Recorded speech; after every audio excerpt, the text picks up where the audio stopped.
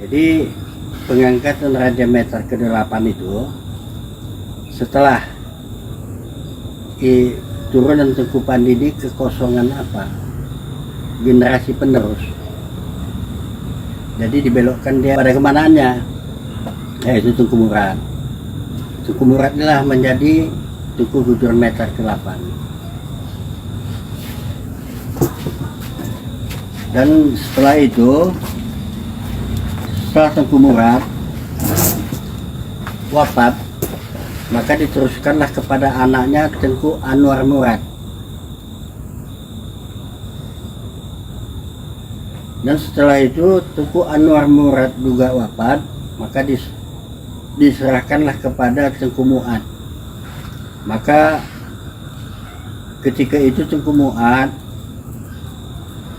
kena stroke dan kurang bisa meneruskan kejuran meter ini, maka kami mengambil keputusan, jurian daripada Tengku Kejuran Meter ini mengambil kesimpulan bahwasanya akan dikembalikan kepada jalur semula, yang mana jalur semula itu ialah daripada turunan Tengku Pandi. Turunan Tengku Pandi ini yaitu anaknya bernama Tengku Mahidin. Tengku Mahidin ini berputrakan Tengku Jaini, dan Tengku Jaini ini berputrakan 2 orang laki-laki, satu Tengku Pandi juga bernama Tengku Pandi, satu bernama Tengku Poji.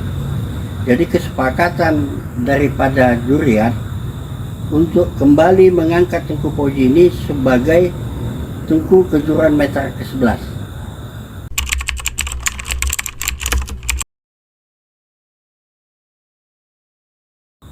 Karena di dalam perundingan keluarga itu Tengku Pandi ini tidak dia bersedia, diserahkannya lah kepada adiknya. Ada. Jadi penunjukan Tengku Poji ini sudahlah disepakati oleh juriat daripada Tengku Kejuran Meter ini, baik daripada turunan dari Tengku Murad, turunan dari Tengku Usman, turunan dari Tengku Husin, sudah rembuk memutuskan Tengku Muhammad Poji ini sebagai Kejuran Meter ke-11.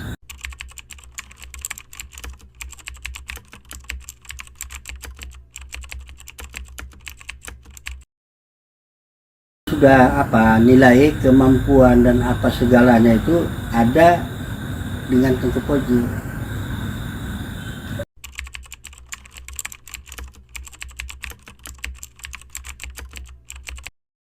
Yang lurus dari mulai Tengku Jalaluddin sampailah ke Tengku Sulung Tengku Pandi, jatuh ke Tengku Mahidin, dari Tengku Mahidin jatuh kepada Tengku Jaini, dan Tengku Jaini jatuhlah kepada Tengku Poji.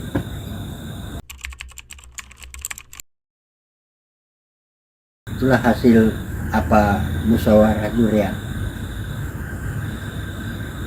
Dan ketika itu disepakati juga oleh pacik daripada Tengku Poji ini bernama Tengku Haji Muhammad Daud, ikut atuk, termasuk atuk daripada Tengku Poji ini. Dan begitu juga Tengku Mu'ad ini ikut serta membuat pernyataan bahwasanya Tengku Poji ini sebagai Raja Meter ke-11 dan ikut bertanda tangan dalam persetujuan itu.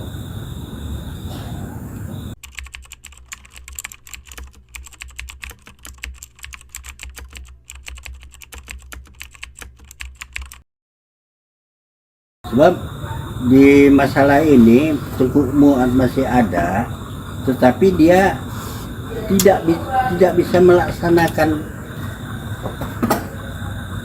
apa yang dicita-citakan oleh juriat Tengku Kejuran Meter ini karena dia sakit. Boleh dikatakan itu ceritanya vakum.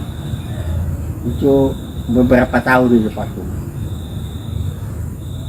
Maka saya atuk daripada Tengku Poji berunding untuk mengangkat Tengku Poji ini.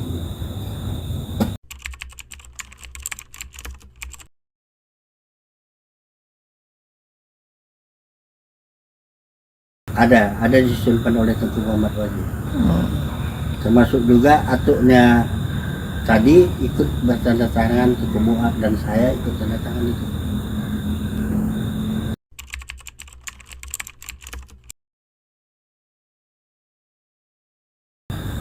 Pertama, saya menilai berdasarkan pendidikan, berdasarkan kemampuan dia bergaul dengan masyarakat banyak,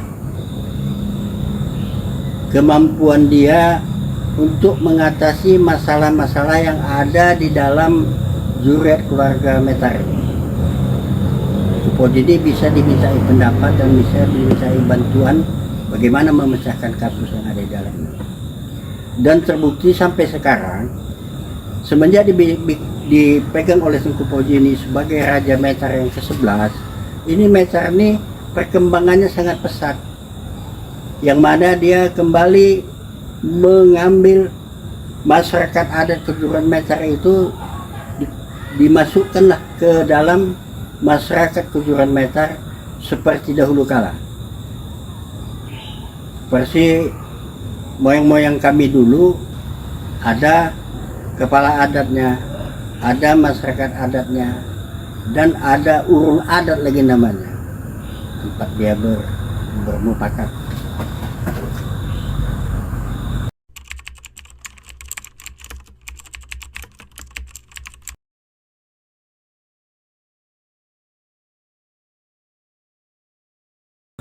Makam dan cap regalia yang diserahkan oleh Aceh kepada Tengku Jalaluddin dan sampai sekarang itu ada di tangan keturunan Metar.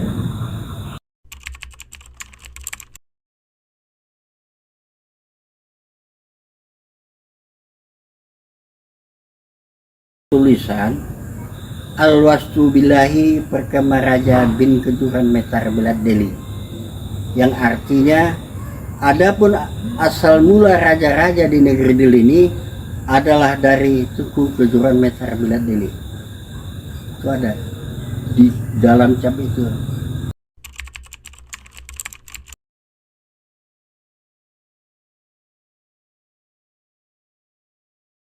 Ada udah tuh seperti peninggalan idenya hadiah dari Aceh dulu, ada sebuah pistol, ada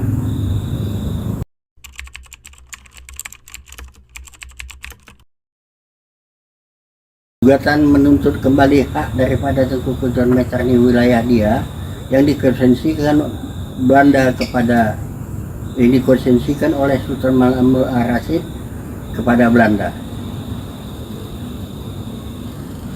Ada sama kita. Surat-suratan gugatan itu pun masih ada sama kita, punya wilayah, dan kita pernah menuntutnya di masa Belanda di tahun 1906,